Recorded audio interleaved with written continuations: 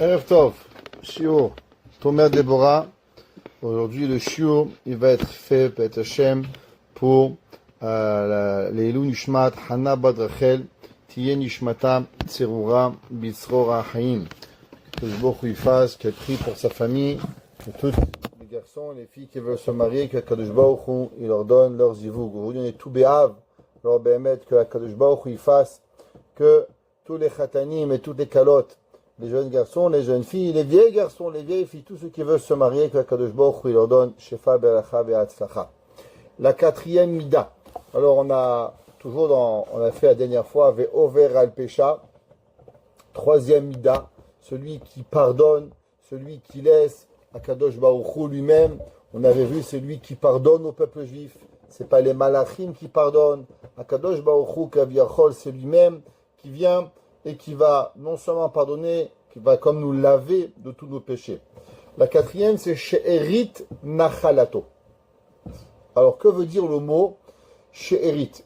En hébreu, la racine du mot She'er, elle peut dire deux choses. La première, ça veut dire le reste. She'erit. Quand quelqu'un vous dit quelqu'un, je suis She'erit Apeleta. La personne, elle peut être le résidu de qu'est-ce qui peut être. Ça s'appelle She'erit. Ou bien, dans la Torah, ça peut être She'erit Milachon She'er. Le Ramban, il dit, qu'est-ce que ça veut dire She'er? She'er Besaro. C'est par exemple la Torah. Comment elle appelle la femme de l'homme? Elle dit ki im lish'ero akarov elav. À celui qui est sa chair, la viande, ça s'appelle she'er en hébreu. Alors comment la Torah elle appelle la femme? Elle appelle la femme à l'homme qui im she'ero akarov. L'homme, qu'est-ce qui est plus que le plus proche de l'homme, de la chair de l'homme? C'est sa femme. Pareil, il dit le Tomer Devorah. Qu'est-ce que c'est l'ish'erit d'achalato? Ça parle de Akadosh Baruch Hu, il dit que le peuple juif qui sait qu'il est pour Akadosh Baruch Hu, il est she'er nachalato. Il est la chair de l'héritage de Akadosh Baruch Hu. Et il dit Tomer Devorah, il est Akadosh Baruch Hu mitnaheg im Israël bederechzu. Akadosh Baruch Hu, il se comporte avec le peuple juif dans cette façon. Ma he'esel Israël ve'em kerovai. Il dit, le Tomer Devorah, Kaviachol Akadosh Baruch Hu, il dit, comment je vais me comporter au peuple juif? Parce que le peuple juif, il est un proche à moi. Comme j'ai dit, le peuple juif, il est she'er. Le peuple juif, il est la chair d'Akadosh Baruch Hu. She'em, she'er basar. Eux, ils sont ma chair. Yesh li imahem. Comme Kaviachol Akadosh Baruch Hu, il dit, on est de quelque chose qui est de plus proche qui puisse exister. Comment c'est? Shehem batzug la Akadosh Baruch Hu. À cause que le peuple juif, qu'est-ce qu'il est? Il est considéré comme la femme de Dieu. Elle est comme sa chair. Maintenant, plus que ça, on va voir. Il dit Vekorela biti. Akadosh Baruch Hu, il va donner 3 noms au peuple juif. La première, il va l'appeler biti, ma fille. La deuxième, Achoti, ma sœur. La troisième, Imi, ma mère. Kedepirshu Chazal, Urtiv Israël Am Kerovo. Comme c'est marqué que le peuple juif, il est le peuple qui est proche d'Akadosh Baruch Hu. Mamash Keruva Yeshli Mahem. C'est quelque chose il est proche de moi. Ou Banaihem, et ce sont mes enfants. Alors pour comprendre, qu'est-ce qu'on est en train d'expliquer ici? Le Nefesh HaChaim, Rabbi Chaim de Volojine, il explique. On a dit, le Ramban, il a dit, comme on a expliqué, que le mot she'er vient du mot ki'im ish'ero akarov elav. Le Nefesh HaChaim, il explique, et il dit she'ha'adam ha'shalem keraoui, parce que l'homme qui est be'emet complet, ikaro unatu alemala beshoresh tishmato ha'elyona. Vous savez, on avait expliqué la dernière fois, je ne sais pas si vous vous rappelez, de ce qu'on appelle Adam Kadmon. C'est quoi Adam Kadmon? C'est en haut dans le ciel, il y a une partie de l'âme, la deuxième partie du peuple juif, où toutes les âmes, elles sont là-bas, et toutes ces âmes, elles sont connectées l'une envers l'autre. Vous vous rappelez, on avait dit que la moitié de l'âme, elle est ici-bas, et la moitié de l'âme, elle est au-dessus, elle est chez Akadosh Baruch Hu. Et toutes ces âmes qui sont en haut, elles s'appellent comment? Elles s'appellent Adam Kadmon. Elles s'appellent l'homme initial qui est Akadosh Baruch Hu. Ve'over derech revaot olamot ad shakatseo shenu nichnas beguf Adam lemata. Maintenant, il faut comprendre que quoi? Qu'il y a un homme en haut, il y a une partie de l'âme en haut, et il y a une partie de l'âme en bas. Maintenant, il faut comprendre que le haut et le bas, c'est tellement loin, vous n'avez même pas d'idée, on n'a même pas d'idée comment c'est loin. Et que chaque fois qu'on fait une mitzvah, chaque fois qu'on fait quoi que ce soit, qu'est-ce qui arrive? Il arrive, c'est que l'âme du haut, elle donne du pouvoir à l'âme du bas pour que l'on puisse bouger, marcher, respirer, avancer. Et ça, le pshat qui chelek Hashem amo, cheven nachalato. Qu'est-ce que ça veut dire le verset? Il dit qui chelek Hashem amo, car la partie de Kadosh Baruch Hu, son peuple, cheven nachalato. Il dit Nefesh HaChaim. Je ne sais pas si vous vous rappelez, quand vous étiez petit, il y avait à Paris, il y a ce qu'on appelle les marionnettistes. Alors ils ont un fil, et ils ont 10 doigts, et ils font bouger les marionnettes comme ça. Ils croient que vous avancez. Il dit pareil, cheven nachalato. Akadosh Baruch Hu Kaviachol, il est en haut, et il fait bouger les ficelles, et par rapport aux ficelles où on bouge, alors le peuple juif, il marche. C'est ça que je me chevel. Milachon, une corde, que Akadosh Baruch Hu il est. Shikar kashur venatua le mala chelek aveya mamash kaviachol. Il dit Nefesh HaChaim, Kaviachol c'est Hachem, il est en haut, et lui, il est le marionnettiste, et nous, on est en train de bouger. Et que c'est lui qui amène à l'homme behemet la façon de marcher, de bouger. C'est ça qu'il a dit le Nefesh HaChaim, qu'Akadosh Baruch Hu, il s'appelle Karov. Akadosh Baruch Hu, il est proche. Pourquoi il est proche? Parce que behemet, on a comme ce marionnettiste qui nous fait avancer. Maintenant, on a dit que Akadosh Baruch Hu, il est comme notre couple, comme notre âme. On est comme notre âme sœur. Comment on peut dire une chose pareille, qu'Aviachol, qu'Akadosh Baruch Hu et nous, le peuple juif, on est comme un homme et on est comme une femme? Où est-ce qu'on a trouvé une chose pareille? C'est marqué dans Shir HaShirim. Vous savez que tout le Shir HaShirim, il est basé principalement sur un chant qui parle d'amour entre deux personnes. Maintenant, c'est qui ces deux personnes que Shlomo HaMelech il parle qui est de l'amour? Eh bien, principalement, la Gemara nous apprend que c'est entre le peuple juif et Akadosh Baruch Hu. Comment c'est marqué? Le verset est écrit dans Shir HaShirim, chapitre 3, verset 3. Tsena ur'ena benot Tzion. Sors et regarde les filles de Tzion, Bamelech Shelomo, le roi Shelomo, Ba'atara, de la couronne, Sheitera lo imo, que sa maman l'a couronné, Beyom chatunato ou Beyom simchat libo. Kaviachos, c'est marqué que Shir HaShirim, Shlomo HaMelech, il écrit, il dit aux filles de Jérusalem, sortez, allez rencontrer, allez voir la gloire du roi Shlomo, voir sa couronne que sa maman lui a donnée le jour de son mariage, Beyom chatunato ou Beyom simchat libo, ou le jour où il a été heureux. La Gemara dans Ta'anit, elle écrit d'Afrava.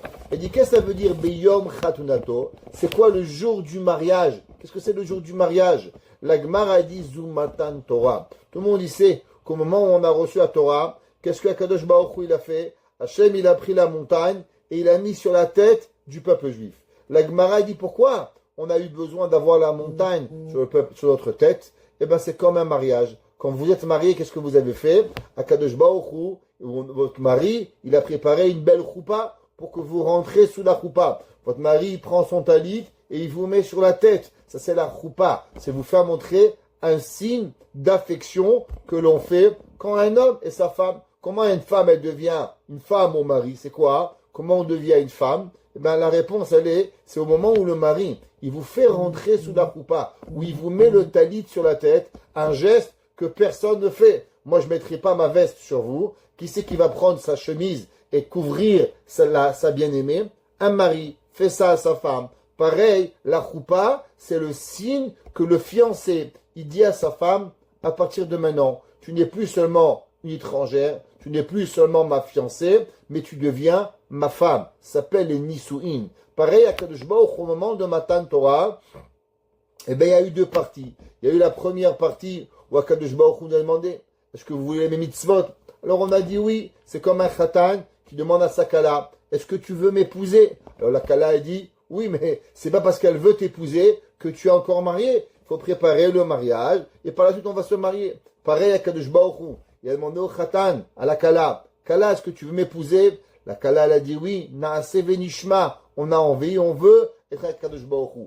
Kadosh Baruch Hu, il a pris la montagne et il nous l'a mis au-dessus de nous pour nous faire montrer comme cette choupa que Kadosh Baruch Hu, il donne au peuple juif. Beyom chatunato ou beyom simchat libo. La Gemara dit qu'est-ce que c'est simchat libo? Qu'est-ce qu'il y a de plus beau que le mariage? Eh bien la Gemara dit c'est le Beth Hamikdash. C'est qu'en vérité Kadosh Baruch Hu a donné deux choses au peuple juif pour lui faire montrer son amour. La première, c'est au moment où il est devenu kaviachol, comme un homme et une femme envers nous. Et la deuxième chose, c'est au moment où Akadosh Baruch Hu, il a fait signe de faire que la présence divine, elle va rester dans le peuple juif. C'était quoi le Beth Hamikdash? Le Beth Hamikdash, c'était l'endroit où Akadosh Baruch Hu, à chaque fois qu'un homme il voulait voir la présence divine, eh bien il pouvait aller au Beth Hamikdash, voir les dinissim qu'il y avait, et automatiquement, qu'est-ce qu'il y avait? Eh bien, il pouvait voir Akadosh Baruch Hu. Ça s'appelle Beyom Simchat Libo, le jour de la joie avec Akadosh va pouvoir arriver. Et tout le Shir HaShirim, il parle de cet amour, comme un homme il a envers sa femme, pareil qu'il y a Akadosh Baruch Hu envers le peuple juif.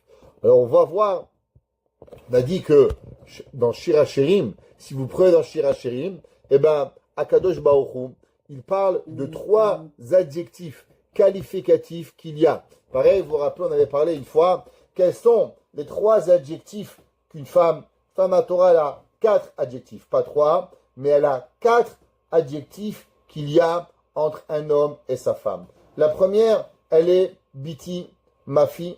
Deuxième, Achoti, ma sœur. Troisième, Imi, ma mère. Et la quatrième, c'est Rayati, ma femme.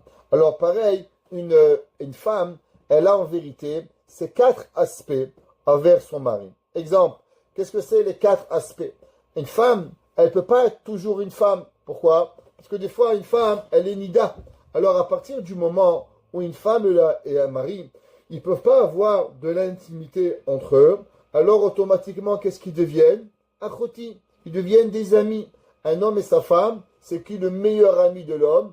Eh bien, c'est pas son chien. Ouais, c'est qui le meilleur ami de l'homme? Le meilleur ami que l'homme il peut avoir, c'est sa conjointe. La meilleure amie que la femme peut avoir, eh bien, c'est quoi? C'est son mari. Ils doivent être amis. Qu'est-ce que c'est un ami?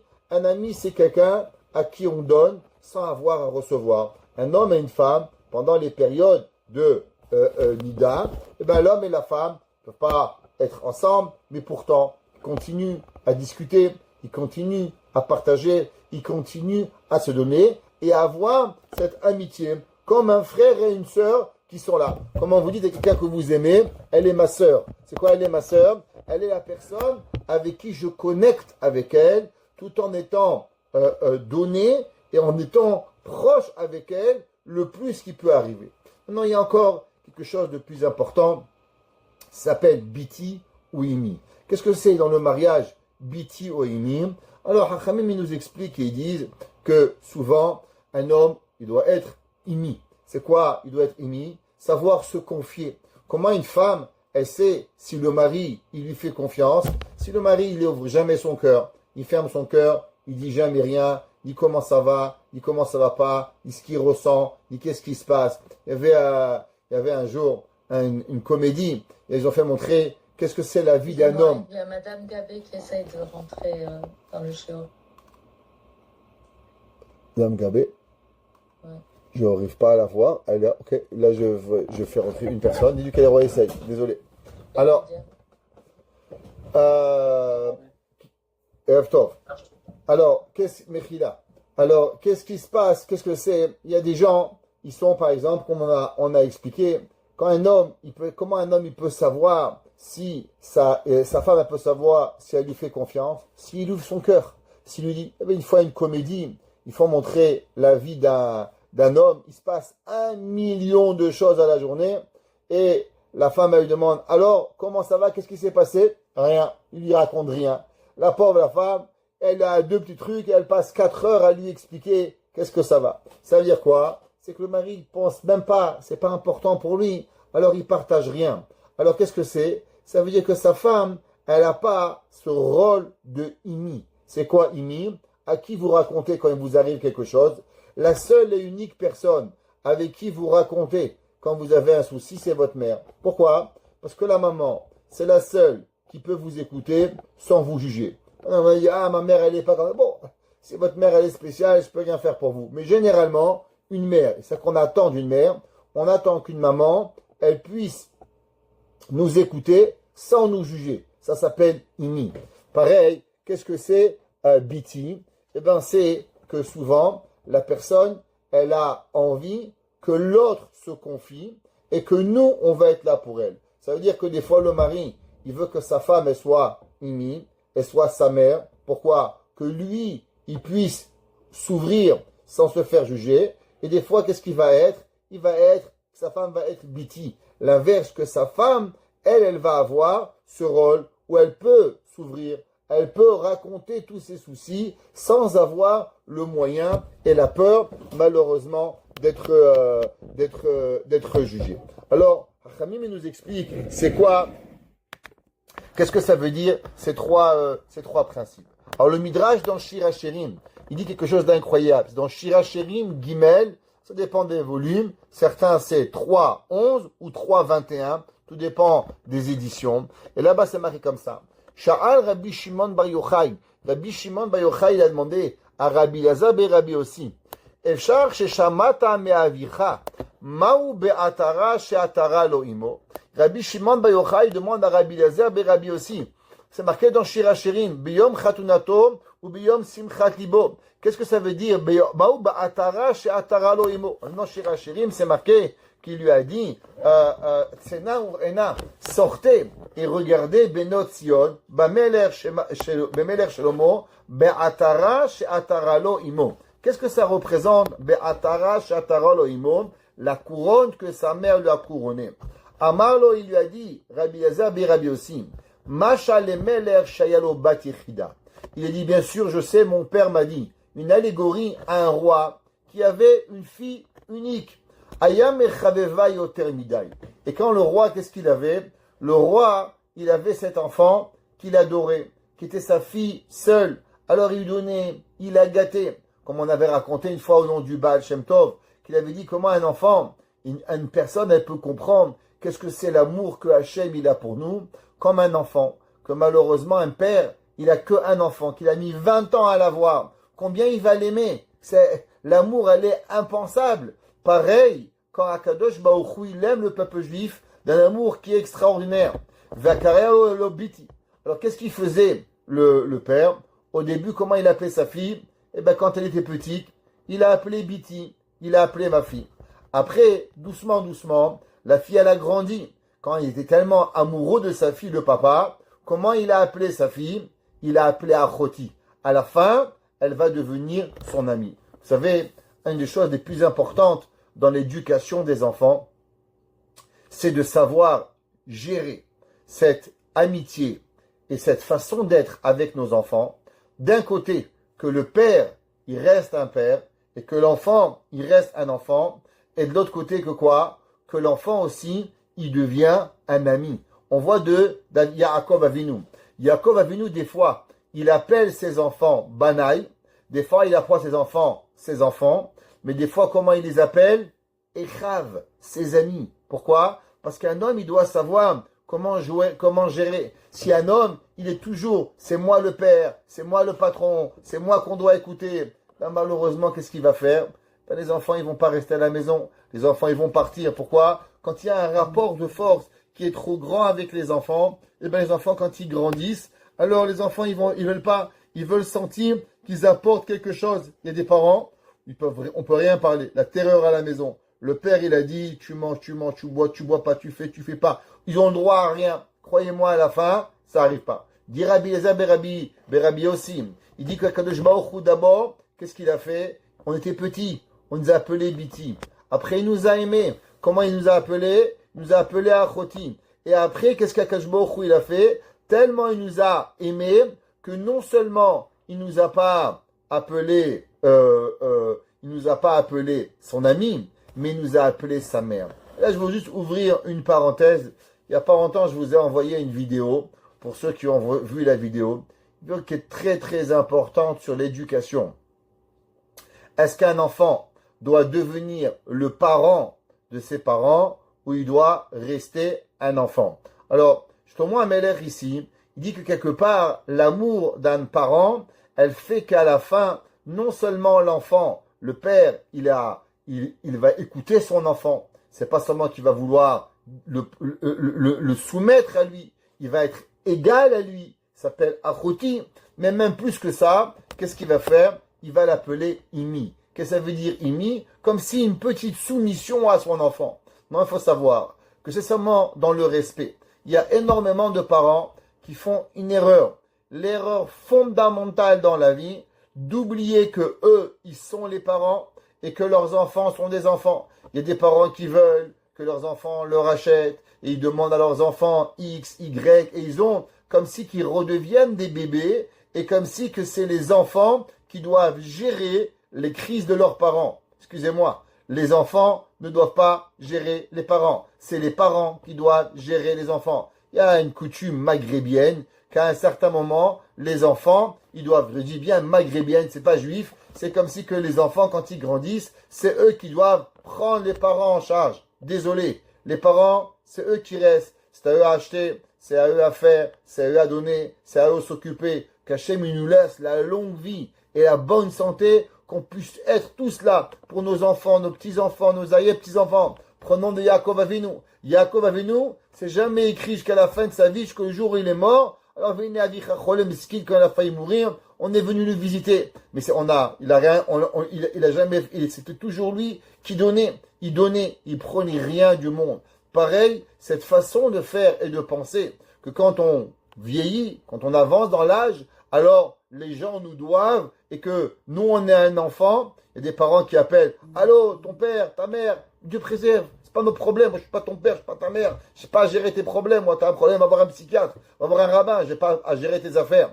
Alors attention, même que des fois l'enfant, le parent, par amour, il fait sentir à ses enfants, comme quoi, il lui donne du kavod, mon fils, qu'est-ce que tu penses? Pourquoi? Comme si que je te mets par piédestal, que je veux écouter qu'est-ce que tu as à dire, mais c'est pas parce que je te fais un kavod de t'écouter que maintenant je dépends de toi. Comme on sait, il y a une grande question halachique qu'on va pas débattre aujourd'hui. Qu'est-ce qui se passe qu'il y a dans une maison un fils et un père?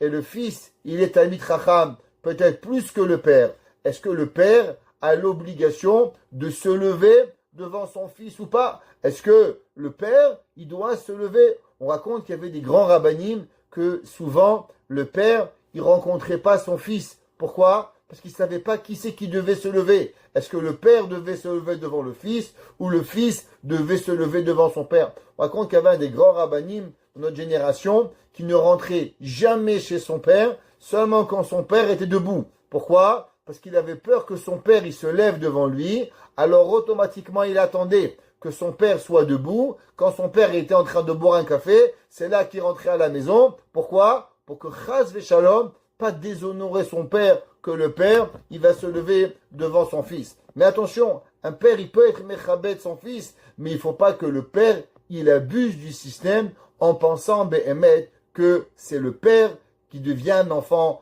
et l'enfant, il devient le père. Maintenant, pour comprendre cela, qu'est-ce que ça représente, ces trois noms? Biti, Achoti et Imi, pour pouvoir y arriver. Alors on va trouver dans le Sefer du Shla Kadosh. Le Shla Kadosh, il explique et il dit Shatorah ve'hamitzvot ha'em tsa'im. Il dit, vous savez, vous vous rappelez, on avait vu dans le Ramchal. Au début du Ramchal, il avait dit, qu'est-ce que c'est le but dans ce monde? Le but dans ce monde, c'est pas les mitzvot. Vous vous rappelez? Il avait dit que les mitzvot, elles sont le moyen pour arriver à un but. C'est quoi le but? Le but, c'est l'eit aneg al Hashem, d'avoir du plaisir avec Kadosh Baruch Hu. Maintenant, comment on arrive au but ultime que notre Neshama, après 120 ans, elle arrive chez Akadosh Baruch Hu, et qu'ensemble, elle va être née Mizi Vashrina. Tout ça, ce sont les mitzvot. Les mitzvot sont les moyens. Il n'y a aucun but à une mitzvah. Un homme, il a mangé kasher, Baruch Hashem, c'est bien, C'est pas le but. Un homme, il a mis une kippa, Baruch Hashem. Un homme, il a mis des tzitzit, Baruch Hashem. Un homme, il a prié, Baruch Hashem. Mais c'est pas le but. L'homme, il est venu, ça c'est un moyen. Tout ça, c'est emmagasiné dans ce monde. Pourquoi? Pour pouvoir arriver un jour au Olam Haba, à voir. Tout le monde y connaît la fameuse histoire du Magui de Douvna. Il y a une histoire qui est incroyable. Ceux qui la connaissent, très bien. Ceux qui ne connaissent pas, alors on va l'écouter pour la première fois. Le Magui de Douvna, il raconte qu'il y avait un jour un homme, il était pauvre. Il vivait dans une ville. Il était en train de mourir de faim, mourir de soif. Il y avait la famine. Il n'avait rien, le pauvre. Et d'un coup, il a entendu parler de deux navigateurs, deux matelots. Et ils sont arrivés fatigués. Et ces deux matelots, ils se sont dit, tu te rappelles, quand on était dans tel endroit, là-bas, l'argent, il y en avait par terre. L'argent, il est coulé par terre. Pourquoi on n'a pas pris plus d'argent avec nous?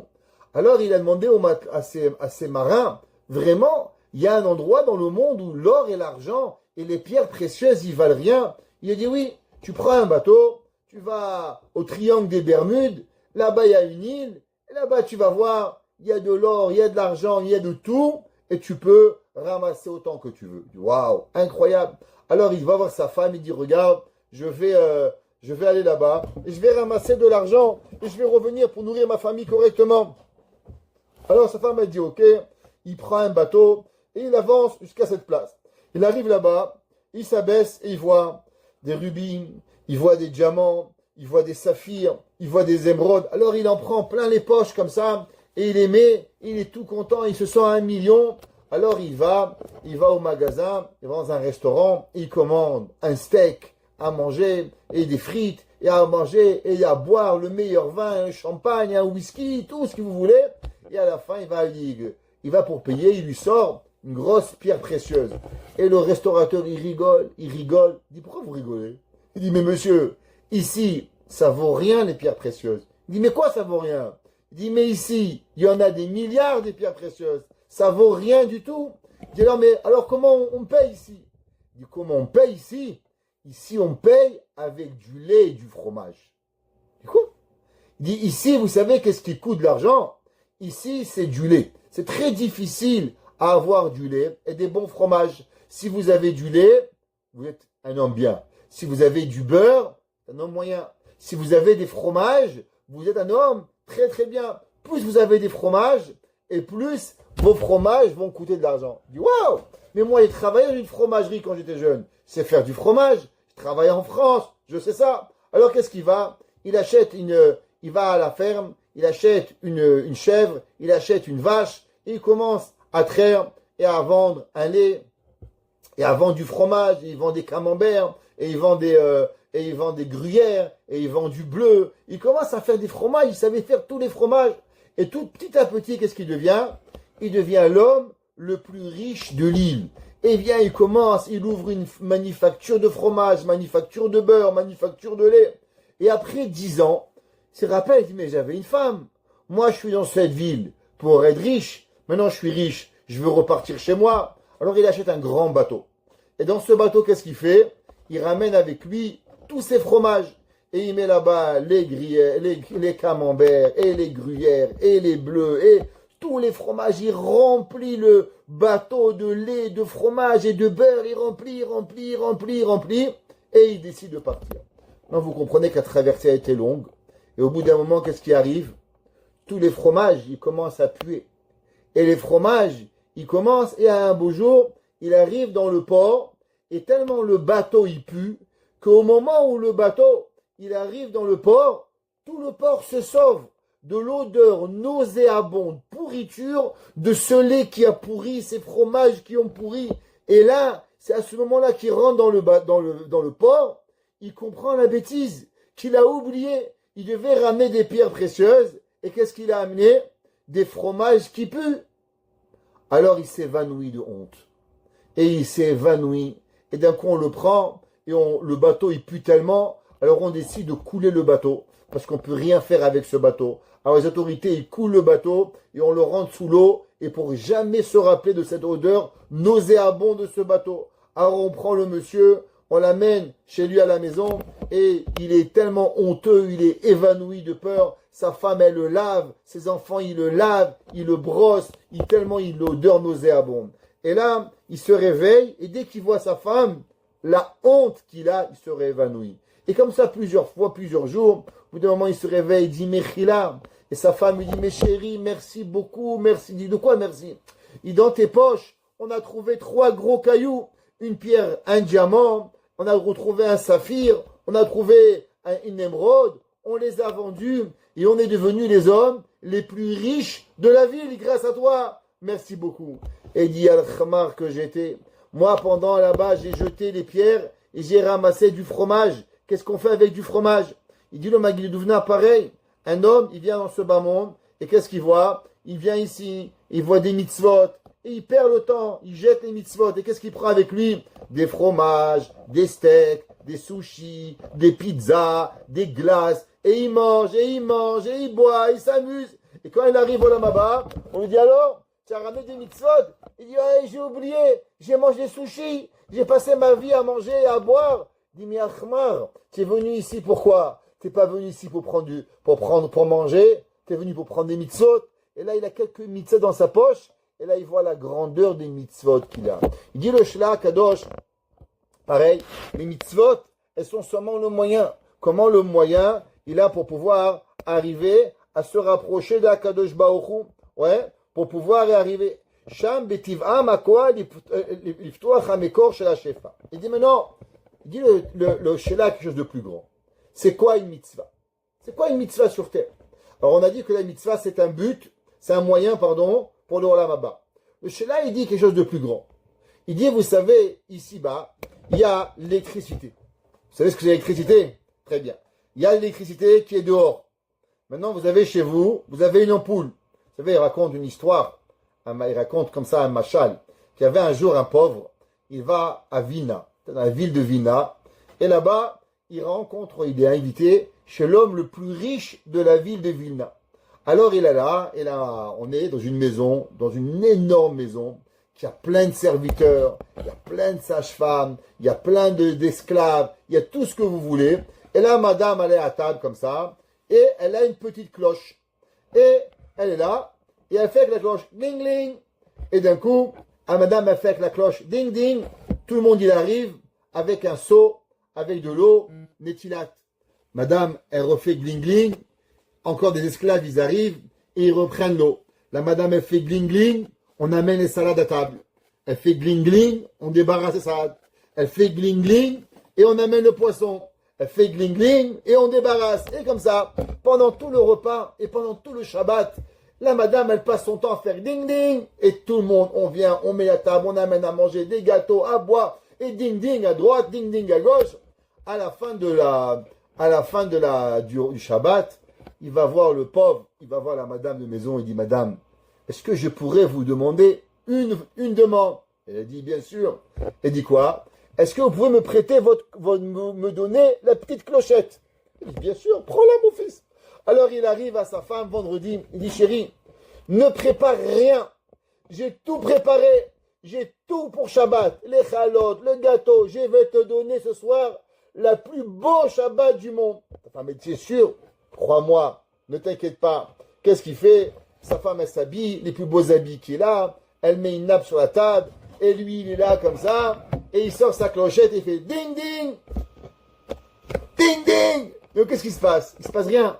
Seulement, il n'a pas compris que quand il fait ding ding, il faut que quelque chose qui vient. Qu'est-ce qu'il y a? Si derrière, il y a des serviteurs, si derrière, il y a à manger, si derrière, il y a à boire, quand tu fais ding ding, il y a. Pareil, vous avez un bouton, l'électricité, elle marche, tant et aussi longtemps que vous êtes connecté. Mais quand il y a une panne électrique, vous pouvez appuyer le bouton, lever le bouton, il ne se passe rien. Il dit le Shela Akadosh, pareil.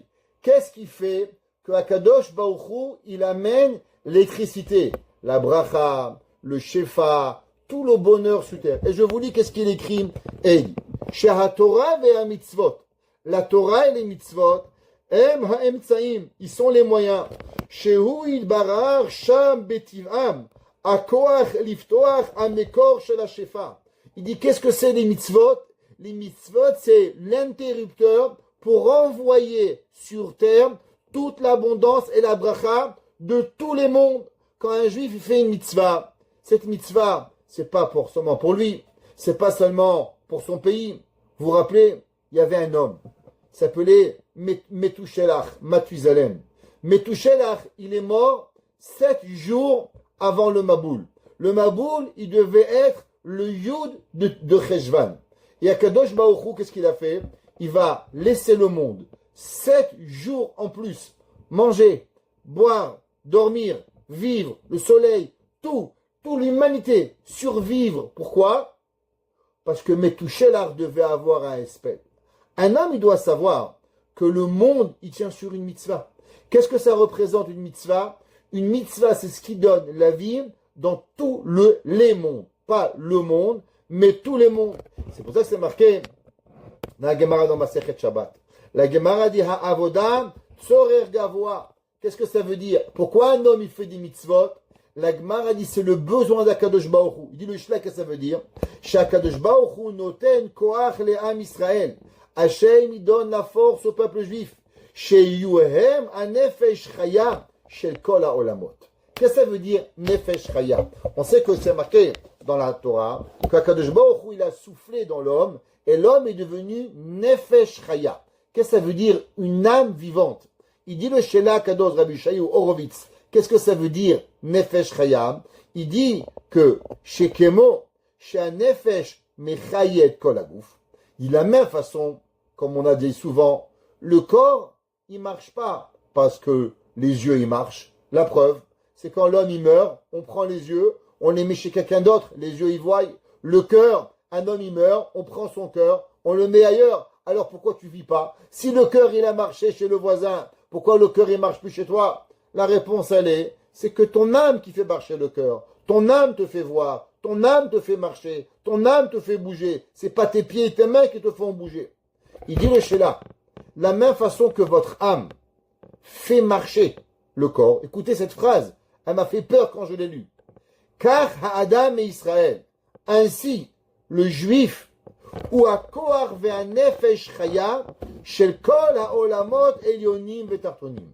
De la même façon que l'âme, elle est le moteur du corps, pareil l'âme juive, elle est le moteur de tous les moteurs, de tout ce qui existe sur Terre.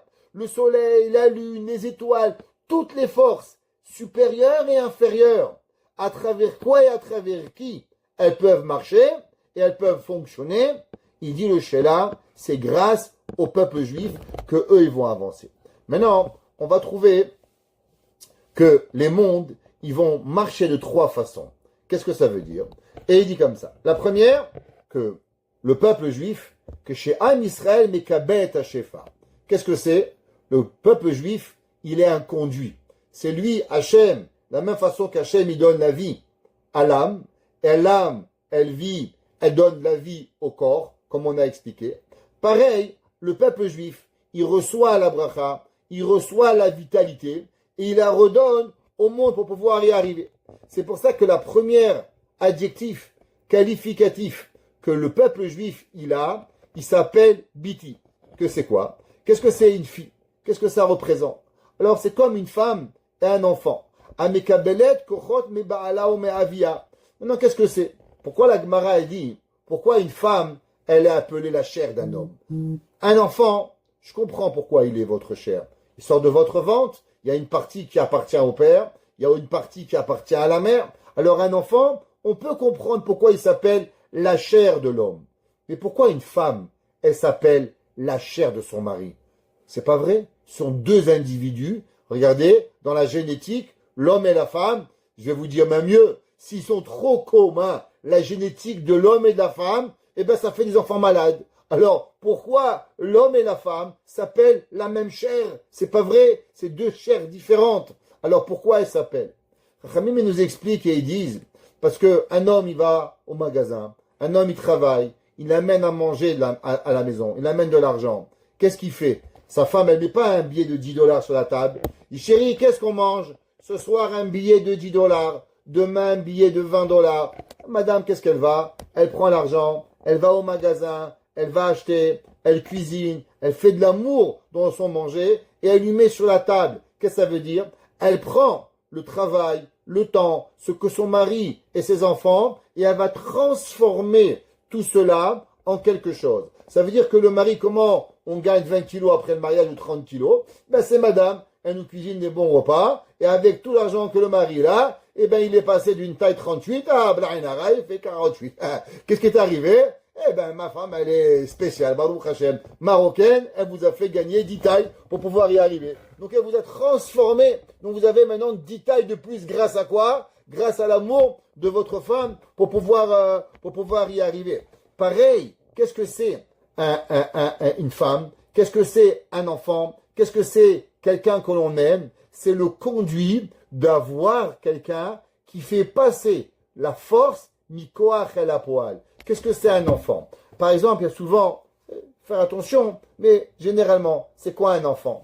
Un enfant, beaucoup des parents, beaucoup des gens, ils n'ont pas pu avoir quelque chose. Un rêve, par exemple. Un parent, il ne pouvait pas aller à la yeshiva. Et beaucoup des parents, ils ont, par exemple, travaillé très jeunes. On va dire nos parents qui ont à peu près 80 ans aujourd'hui, les enfants d'après-guerre, ou les parents, malheureusement, il y a eu la guerre, les enfants sont nés avant-guerre, pendant-guerre, et qui sait qu'il y avait de quoi vivre en 1950 et en 1945. Chaque dollar qui rentrait à la maison, il était viable pour pouvoir... Or, beaucoup des enfants, prenez le Rav Obadia Yosef, aussi grand que son père était, eh ben, le père de Rav Obadia n'avait pas d'employé, et il voulait que son fils, il aille au magasin travailler. Pourquoi? Parce qu'il avait besoin d'employés pour pouvoir nourrir la famille. C'était pas un plus. Beaucoup de ces gens-là. Alors, bien sûr, les enfants vont grandir, les messieurs vont travailler, la prochaine génération, qu'est-ce qu'ils veulent, les parents? Ils veulent que leur rêve d'être Talmid Chacham, d'être Rosh Shiva, d'être Dayan, d'être quelqu'un de spécial. Ils veulent que leurs enfants, attention, des fois, le rêve des parents, il est un peu trop poussé sur les enfants. Mais il n'y a rien de mal d'avoir un petit peu que ce que j'ai pas eu, que mon fils il a. J'ai pas pu conduire, que mon fils il a une voiture. J'ai pas su nager, je vais apprendre à mon fils à nager. J'ai pas pu aller toute ma vie à la yeshiva, je travaille pour mes parents, alors je vais aller. Moi, mon père, il m'a mis des claques pour pas aller à la yeshiva. Moi, je vais donner à mon fils la yeshiva en cadeau. Il y a des femmes qui se sont battues avec leurs parents pour aller au séminaire. Eh ben, l'inverse, elles vont donner le séminaire, elles vont pousser. Et des fois, c'est difficile, ces parents-là, ils comprennent pas. Moi, j'aurais rêvé d'aller au séminaire, j'aurais rêvé d'être Shomer Shabbat, j'aurais rêvé de manger kashrut, et on voit des fois nos enfants abandonner la Torah, ça nous détruit. Pourquoi? Parce qu'on a tellement investi dans eux. Bon, ils vont aller, qu'est-ce qu'on peut faire? Et nos enfants, mais il en reste, c'est que, c'est quoi un enfant? Un enfant, c'est quelqu'un qui prend, et que nous, on a envie de donner nos forces, ce qu'on appelle mikoach el apoal. Toute la volonté que l'on veut, comment elle se matérialise? Eh bien, à travers nos enfants. Il dit le Gaon de Vina dans Shir HaShirim. Écoutez, qu'est-ce qu'il dit le Gaon de Vina? Quelque chose d'incroyable. Je vais vous le lire. Aelionim tzrichim la tartonim. Il dit, vous savez, le Gaon de Vina, la même façon que les anges, Akadosh Baruch Hu, il ne peut pas mettre des téphilines. Akadosh Baruch Hu, Kaviachol, il ne peut pas accomplir les mitzvot.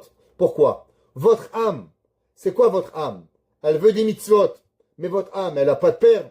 Votre âme, elle n'a pas de mère. Votre âme, elle n'a pas de main. Votre âme, elle ne peut pas mettre tfilin, loulav, kashrut. Votre âme, elle ne peut pas. Vous vous rappelez?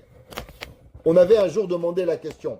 Est-ce que, à la fin de l'histoire de l'humanité, est-ce que les corps, ils vont se faire partie du monde parfait, ou il va seulement avoir les âmes du monde parfait? Vous vous rappelez, on avait expliqué d'un monde qui s'appelle le Olam Haba. C'est quoi le Olam Haba? On a dit qu'il y a ce monde, après il y a Mashiach qui va venir, pendant combien de temps, c'est à déterminer. Après que Mashiach va venir, il va y avoir un moment où l'humanité va être détruite, et il y a un nouveau monde qui va être créé. Il s'appelle Chaye Olam Haba. Ce monde-là, le monde futur, il y a une grande discussion dans les Rishonim. Est-ce que ce sont que des âmes, ou bien non, des âmes et des corps?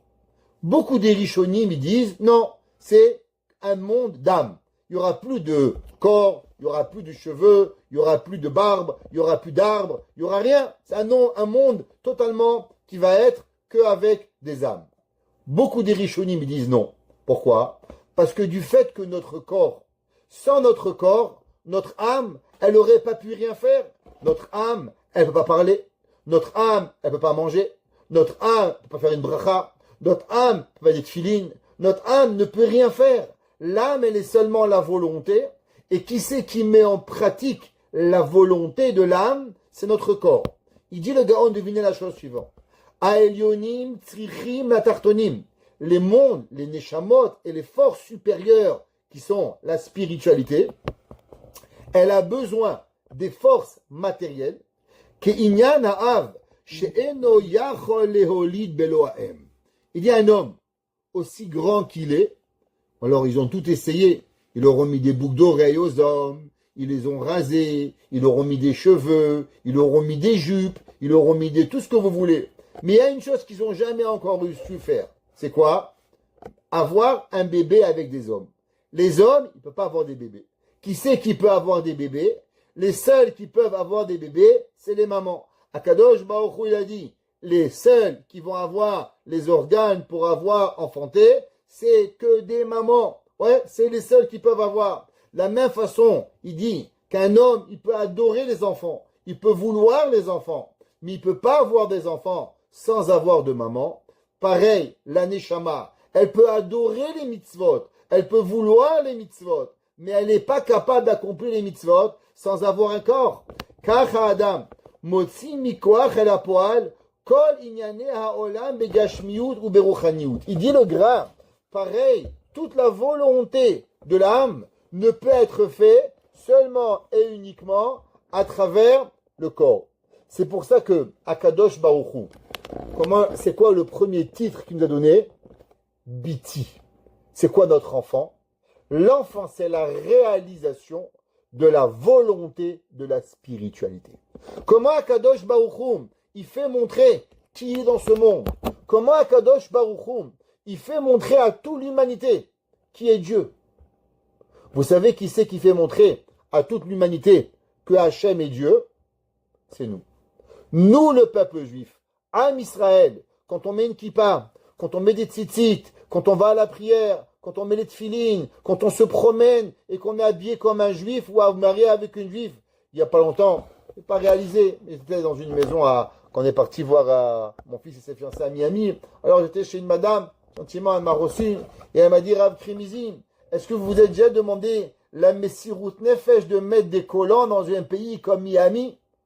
Je dis, waouh, je n'ai pas pensé. On habite à Montréal, il fait froid 300 jours par an, ouais, et dans les 65 jours, ça nous prend 30 jours pour se réchauffer. Bon, on souffre 2 jours par an, ça va, on est capable. Mais vivre dans un pays où il fait 300 jours très très chaud, et juste mettre des collants, mettre une perruque pour les mamans. Je dis, waouh. Je dis, madame, vous avez raison, j'ai pas pensé à cette Messirut Nefesh. Quand on voit une Bat Torah marcher avec un foulard, on voit un homme marcher avec une veste, on voit un homme marcher avec taïd katan en laine, en plein Miami, une femme avec des collants. Je dis, je t'abarre chez moi Behemet, c'est combien, quel kilouche j'aime, ça arrive pour arriver. Il dit le Gaon de Vina, comment on arrive à matérialiser la volonté d'Akadosh Baruch Hu?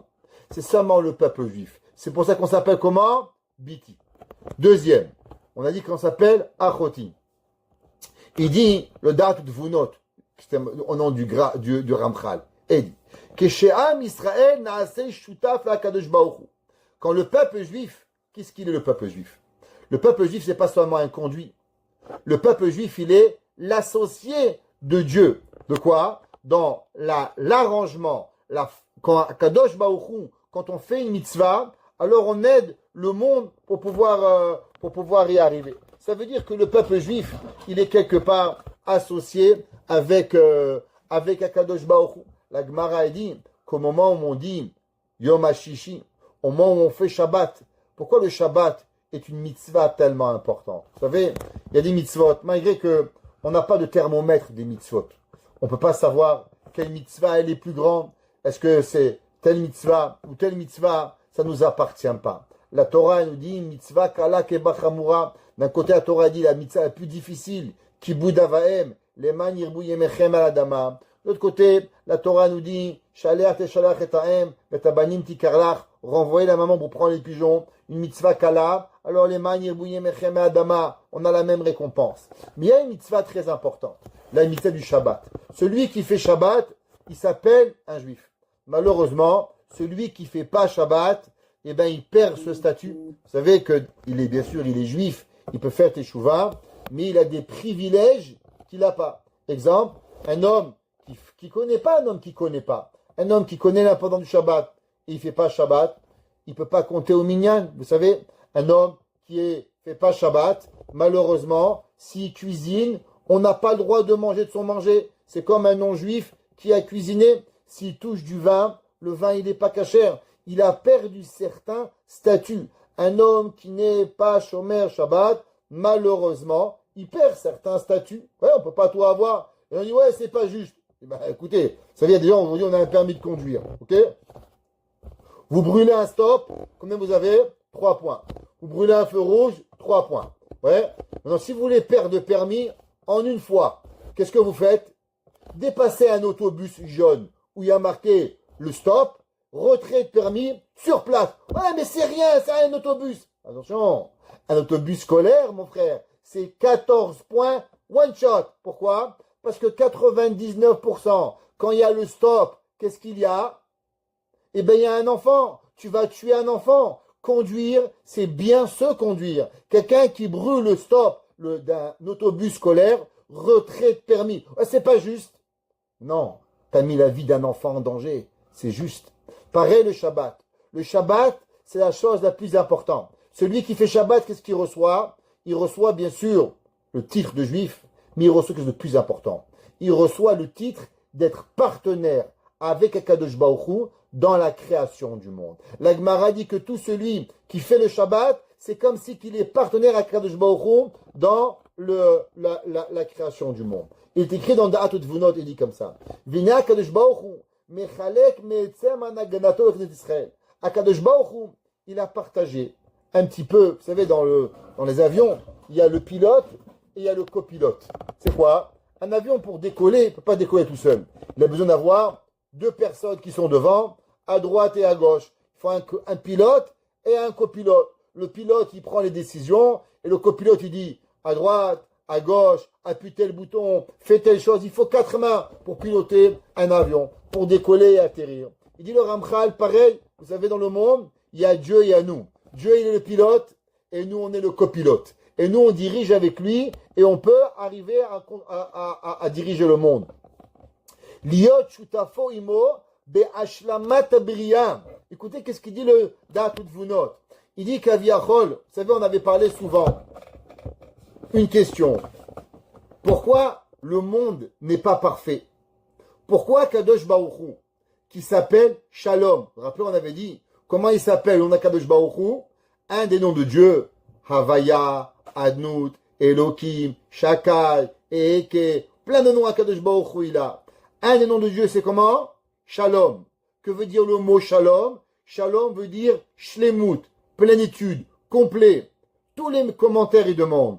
Pourquoi le monde n'est pas complet? Pourquoi le monde n'est pas parfait? Pourquoi Kadosh Baruch Hu, qui est parfait, n'a pas construit un monde parfait? Les rabbis, de quoi vous parlez? La preuve, combien il y a de gens tristes sur terre? Si le monde avait été parfait, alors on devrait tous être heureux. Et pourtant, combien de gens malheureux il y a? Combien de gens déprimés il y a sur la terre? Combien de gens qui râlent toute la journée? Tu les entends râler, ils râlent. La preuve, ils n'ont pas assez d'argent, ils n'ont pas assez de ci, ils n'ont pas assez de robes, ils n'ont pas assez de pantalons, ils n'ont pas assez de chemise. Il leur manque toujours quelque chose. Je comprends pas. Si Hachem, il est Shalem, alors pourquoi Kadosh Baruch Hu, il n'a pas créé un monde parfait? Vous savez pourquoi? Parce qu'Akadosh Baruch Hu, il a laissé une partie au peuple juif pour terminer le monde.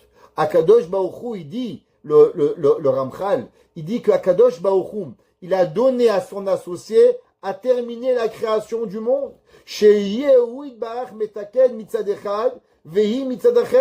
Hachem, il a donné une force, et nous, on vient sur terre. Nous, on fait les mitzvot. Nous, on proclame l'unité d'Akadosh Baruch Hu dans le monde. Et grâce à nous, qu'est-ce qu'on fait?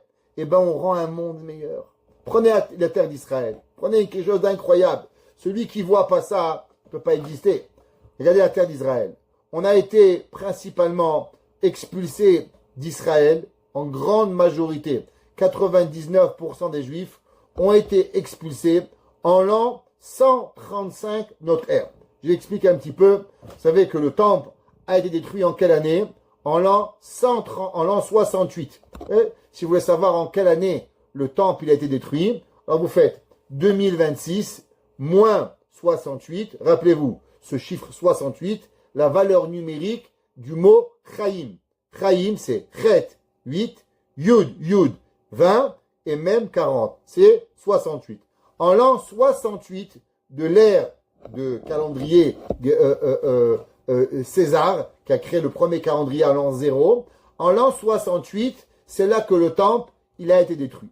Malgré que le temple avait été détruit, il faut savoir que la majorité des Juifs n'étaient pas encore exilés. L'exil du peuple juif n'a été seulement à la destruction de quoi? De la ville de Bétar. La ville de Bétar a été détruite en l'an 135 de notre ère. C'est là que Israël a été complètement détruite et que le peuple juif a été malheureusement expulsé à 99% de la terre d'Israël. Et c'est là qu'elle a été appelée aussi Palestine. Savoir que le mot Palestine a été inventé en l'an 135, mais ce n'est pas le cours d'aujourd'hui. Depuis l'an 135 jusqu'en l'an 1948, où le peuple juif est revenu en Israël, il faut savoir que la terre d'Israël était un désert aride. Il n'y avait rien. Israël, vous ne plantez pas une carotte. Il n'y avait pas une chèvre. Il n'y avait pas une pastèque qui poussait. Il n'y avait rien. L'histoire, prenez les livres d'histoire. Il n'y a rien de juif de ce que je vous raconte. C'est une réalité. C'était une terre aride. Personne n'en voulait. Quand est-ce que la terre va revenir en Israël? Quand est-ce qu'on va repousser? Quand est-ce qu'on va recréer une vie en Israël? Quand le peuple juif va revenir en Israël. Après 1948, 46, 47, 48, quand les Juifs reviennent, c'est là que quoi? Qu'on va changer. La terre va se transformer en une terre aride, à une terre qui va redonner ses fruits, à une terre qui va redevenir un endroit où le monde entier va dire waouh, mais qu'est-ce qui se passe? Des raisins à manger, à boire, tout ce que vous voulez qui arrive en Eretz Israël, qui pourra arriver. Et ça, c'est pourquoi? C'est parce que quand on fait des mitzvot, alors, à Kadosh Baruch Hu, grâce à nous, on devient associé et on peut le voir de la réalité, la bracha qu'on amène. Et c'est pour ça qu'on s'appelle comment? Nous dit le date ou de Vunot, on ne s'appelle pas Biti, mais on s'appelle Achoti. C'est qu'on est, quoi? En association avec Akadosh Baruch Hu, ou miné istayem atikun hashalem. Et grâce à nous, qu'est-ce que nous, grâce à nos mitzvot, quand le Beth Amikdash va être reconstruit, alors qu'est-ce qu'on va faire? C'est quoi le but du Beth Amikdash? C'est quoi le but? Le but, c'est que les Juifs, ils écrasent les Goïms. Le Rambam, il demande, c'est quoi le but qu'il va y avoir le Beth Amikdash? Est-ce que vous vous avez déjà demandé la question? C'est quoi le but qu'il va y avoir le Beth Amikdash? Prendre une vache et la tuer pour Dieu? C'est pas un but, ça. À quoi ça va servir le Mashiach? À quoi ça va servir le temple? La réponse, elle n'est qu'une réponse. Aujourd'hui, dans le monde, qu'est-ce qu'il y a? Aujourd'hui, les gens, ils pensent que Akadosh Baruch Hu, il est méchant. Que Dieu, il est un Dieu violent. Que Akadosh Baruch Hu, il punit, il frappe. Dieu, c'est un Dieu vengeur. Les gens, quand ils imaginent Dieu, qu'est-ce qu'ils imaginent? Dieu préserve. Ils imaginent, comme les chrétiens, un Dieu assis sur un trône, avec des mitraillettes, et qui tire sur tout ce qui bouge, et qui crée des guerres, et qui enlève la vie, et qui est méchant, et qui enlève la vie aux enfants, et qui tue, et qui punit. Le jour où Mashiach va venir, qu'est-ce que ça va être? On va pouvoir voir la bonté de Dieu. Toute la venue de Mashiach, elle est seulement pour qu'on fasse montrer à combien la bonté de Dieu, elle est grande. Maintenant, cela ne peut arriver qu'à travers une personne. À travers que le peuple juif, il fait les mitzvot, que le peuple juif, il fait ce qu'Akadosh Baruch Hu demande, alors il va apporter à l'humanité entière de pouvoir comprendre la grandeur de Dieu. Cette action-là, elle ne peut pas arriver sans nous. Ça veut dire que Akadosh Baruch Hu a donné au peuple juif cette force, et c'est pour ça qu'on s'appelle l'associé de Dieu. Alors il y a deux choix. Ou Hachem il détruit le monde. Akadosh Baruch Hu il décide, le peuple juif il n'y arrive pas, Dieu préserve, alors on détruit tout et on recommence. C'est ce qu'il a fait avant le Maboul. Hachem il a tout détruit. Ou Akadosh Baruch Hu il va se remplir de Rachamim et il va nous donner à nous cette force d'association pour qu'on arrive à pouvoir donner à l'humanité cette compréhension de la grandeur d'Akadosh Baruch Hu. La troisième, on a dit que le peuple juif il s'appelle Imi. Qu'est-ce que ça veut dire Imi? Alors pour comprendre ça, on va comprendre un passage du Nefesh HaChaim. Le Nefesh HaChaim, il explique et il dit, qu'est-ce que ça veut dire que le peuple juif il s'appelle Imi? Et il dit, Keshem chez Israël, Mosif ou Mechadesh, Orod ve'olamot chadashim shelo hayu mikodem. La même façon que le peuple juif, chaque fois qu'on fait une mitzvah, alors on rajoute une lumière, on rajoute quelque chose d'extraordinaire dans le monde. Nous, on ne le voit pas, parce que nous, on est juifs. Mais ceux qui ne sont pas juifs, ils le voient. À combien le peuple juif, il a une lumière autour de lui. Il y a une mitzvah, il y a une kedusha qui peut arriver. C'est pour ça, elle s'appelle Imi. Qu'est-ce que ça veut dire Imi? Alors, il dit le Nefesh HaChaim, la même façon que la maman, elle a une force d'enfanter de nouveaux enfants et de donner quelque chose de spécial. Vous savez, on va raconter une petite histoire. J'avais une tante, elle avait un enfant. Un enfant. Aujourd'hui, c'est ça, Iloula, ma tante. Hana bat Rachel, Kadosh Baruch Hu, il donne à Tiye Nishmata Tzirura Bitzro Achaim. Il n'y a personne qui dit Kaddish pour elle. Il n'y a personne qui pense à elle. Alors aujourd'hui, on va avoir une pensée pour elle pour pouvoir arriver. Alors ma tante, elle avait un enfant. Elle avait qu'un garçon. Alors, sa maman disait à cet enfant, elle disait, tu sais, je t'aime de tout mon cœur. Okay. Ma grand-mère, elle avait 8 enfants. Elle disait à mon cousin, je t'aime de tout mon cœur. Alors, mon cousin, il a demandé à ma grand-mère, mais, je comprends pas. Que ma mère, elle m'aime de tout son cœur, je comprends. Elle a un enfant. Mais toi, tu as 8 enfants, plus moi, plus d'autres petits-enfants. Alors, comment tu m'aimes de tout ton cœur? Alors, ma grand-mère, elle lui a répondu, ta mère, elle a un enfant, elle a un petit cœur comme ça. Moi, j'ai un gros cœur comme ça. Et je peux aimer tout le monde. Pareil, il faut comprendre, c'est pas une blague. Chaque fois que le peuple juif, il dit une Nefesh HaChaim, que une maman, qu'est-ce que c'est? Une maman, c'est quelqu'un qui peut aimer, et aimer, et aimer, et re-aimer. Une maman, elle peut aimer un enfant de tout son cœur. Elle peut avoir un autre enfant. Et elle aime notre enfant de tout son cœur. Et elle peut aimer le prochain enfant de tout son cœur. Et elle va y trouver une solution à pouvoir à tel enfant. Et un enfant à tel. Vous savez, on raconte une fois qu'il y avait un jour, c'est une vraie histoire. Il y avait un jour un homme, il a fait un événement. Il a fait une fête. Et là-bas, il avait 2000 invités. Un événement énorme. Quelque chose d'incroyable.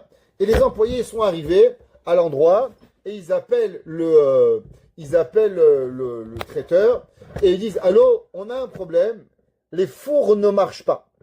Et quoi, les fours ne marchent pas? Le matin, ils arrivent pour cuisiner, pour préparer les dernières. Un four, il marche pas. Les fours ne marchent pas. Vite, c'est pas grave, on appelle un électricien.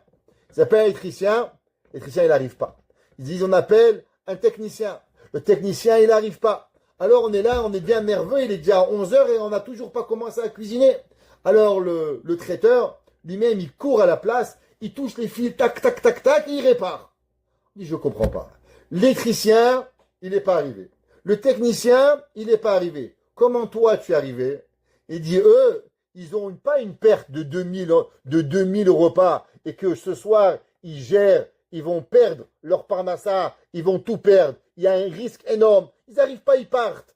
Moi, je sais très bien. Si le four, il marche pas, je perds ma carrière. Il a dit le Rav Zilberstein, c'est quoi une maman? Un enfant, il a un problème. Qu'est-ce qu'ils font les écoles? Ils prennent votre enfant, ils le renvoient. Ils prennent votre fille, ils le renvoient. Pourtant, la maman, elle prend l'enfant, elle s'en occupe, elle trouve. Je ne comprends pas. Pourquoi la maman, elle y arrive et la Mora, elle n'y arrive pas? Pourquoi la soi-disant professionnelle de l'éducation, elle n'arrive pas à s'occuper et le papa et la maman, elle arrive? Il dit c'est simple. Parce que le professionnel de l'éducation, c'est pas son gosse. Le soir, il va manger, il va boire, il va dormir, il va être avec sa femme, ses gosses, c'est pas son problème. Mais votre enfant, s'il n'y a pas de papa, il n'y a pas de maman, il y a vous. Sans vous, il n'y a rien. Alors on sait qu'on doit trouver une solution. Et si Hachem une voile dans les mains, alors on trouve une solution. La même façon que le traiteur, il sait. Si je répare le four, je fais de l'argent. Je répare pas le four, eh ben, je suis en faillite. Eh ben, pareil, un papa et une maman, ils ont cette force-là de comprendre que chaque enfant qui doit venir, alors on trouve des solutions et on doit y arriver parce qu'il n'y a pas d'autre endroit pour pouvoir y arriver. Il dit Nefesh HaChaim, Kosheken, Chidushim, Amitiyim Deoraita. Il dit, vous savez, c'est quoi un homme? Un homme, c'est quoi? Kadosh Baruch Hu, il nous a donné non seulement une maman, elle donne une vie. Pareil, le peuple juif a donné une force, la Torah. Chaque fois que vous réfléchissez à la Torah, vous pouvez découvrir un secret de la Torah. Rashi, Tosfot, le Rambam. Est-ce que vous imaginez la force que Akadosh Baruch Hu, il a donné à l'être humain de pouvoir comprendre et découvrir des chidushim de la Torah qui ne peuvent venir que quoi? Que à travers l'homme. Le Talmud y raconte qu'il y avait un jour une discussion entre deux rabbins, Rabbi Eliezer et Chachamim. Et la Torah dit, la Gemara nous dit que Dieu, il avait choisi la halakha comme Rabbi Elazar. Et pourtant, Rabbi Eliezer. Et pourtant, Chachamim ont décidé qu'on n'écoutait pas Rabbi Eliezer. Alors la Gemara raconte que Eliyahu Hanavi, il a rencontré Rabbi Nathan. Et Rabbi Nathan, il demande à Eliyahu Hanavi, dis-moi, qu'est-ce que Dieu il dit? Eh bien, Dieu, il dit aujourd'hui, Nitzruni banai, Nitzruni banai. Mes enfants, ils ont raison. Mes enfants, ils m'ont gagné. Ça veut dire que Dieu, qu'est-ce qu'il a donné à l'homme? Il a donné à l'homme une force incroyable. La force que c'est l'homme qui va choisir. C'est quand Rosh Chodesh, c'est quand Pesach, c'est quand Shavuot, c'est quand Sukkot. Vous savez que d'après la Torah, par exemple, Simchat Torah peut tomber Shabbat. Mais vous savez que ça fait déjà 2000 ans que jamais Simchat Torah n'est tombé Shabbat. Vous savez que d'après les calendriers, Purim peut tomber Shabbat. Mais est-ce que vous savez que Chachamim ont arrangé un calendrier que Purim va jamais tomber Shabbat? Pourquoi? Pour s'assurer que le peuple juif ne transgresse pas Shabbat, pour qu'on puisse être heureux à Purim, pour qu'on puisse danser à Simchat Torah. Chachamim, ils vont faire. Comment on est arrivé à faire cela? Est-ce que vous imaginez le cadeau que Akadosh Baruch Hu nous a donné? Eh bien, cette force-là, c'est qui nous l'a donné? C'est Hachem. Qu'est-ce que Hachem, on a dit au début du cours? C'est quoi un parent? Un parent, il reste parent, mais des fois, par kavod, qu'est-ce qu'il fait? Eh bien, il donne à son fils à décider. Mon fils, tu veux qu'on va manger à Pizza Pita ou à sushi? L'enfant, il dit, papa, j'aimerais bien un sushi. Le papa dit, ok, je t'amène mon fils. C'est le papa qui paye, c'est le papa qui conduit. Mais pourtant, l'enfant, comment il se sent? Il se sent comme un roi. Ah, c'est moi qui a choisi. Ouais, c'est quoi? T'as rien choisi, mon fils. C'est moi qui paye, c'est moi qui travaille. Je t'ai donné le choix de choisir. Pareil à Kadosh Baruch Hu. Pourquoi on s'appelle Imi? Pourquoi Kadosh Baruch Hu nous a donné ce titre de maman? Parce que Kadosh Baruch Hu nous a donné quelque chose d'incroyable. Que le juif, il peut choisir quand est-ce que c'est les fêtes. Il peut choisir la halakha. Il peut trancher qu'est-ce qui est permis, qu'est-ce qui est interdit. Quand ça s'appelle permis, quand ça s'appelle interdit. Quoi faire, comment faire à Kadosh Baruch Hu. Et plus que ça, à Kadosh Baruch Hu, il dit Lotaso Rachel Yagidu Lechayaminu Smol, que tu ne pourras pas te détourner de ce que le Chachamim vont nous enseigner. Le Zohar, il écrit. Écoutez ce Zohar incroyable. Dans Tikkun Zohar, dans l'Agdama, et je vous laisserai ce soir. Et il dit Chez Haïdé Chidush Torah, Mikol Vedibur Vedibur. Il dit, vous savez que chaque fois qu'on étudie, les mercredis, on a la chance, Baruch Hashem, d'étudier ensemble depuis des années. Ouais, des années, on a cette chance d'étudier ensemble. Chaque mot de Torah. Il dit le Zohar, écoutez les mots. Na'asim Rekiim. À chaque fois qu'on apprend un mot de Torah, des étendues sont créées. Shamaim Chadashim.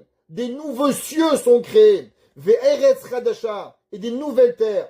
Ve'ashpaot Chadashot Yordot Laolam. Et que il y a dans le monde, Akadosh Baruch Hu, il envoie de nouvelles brachot, comme j'ai dit. Jusqu'en 1948, qu'est-ce qu'il y avait en Israël? Rien. Une terre aride. On a rentré la Torah là-bas. Qu'est-ce qui est arrivé? De nouveau, prenez la Russie, prenez l'Ukraine. Moi, j'étais en Ukraine en 1988. Qu'est-ce qu'il y avait en Ukraine? C'était tellement moche. les fruits étaient pourris, il y avait des vers dans les pommes, il n'y avait rien, un pays maudit.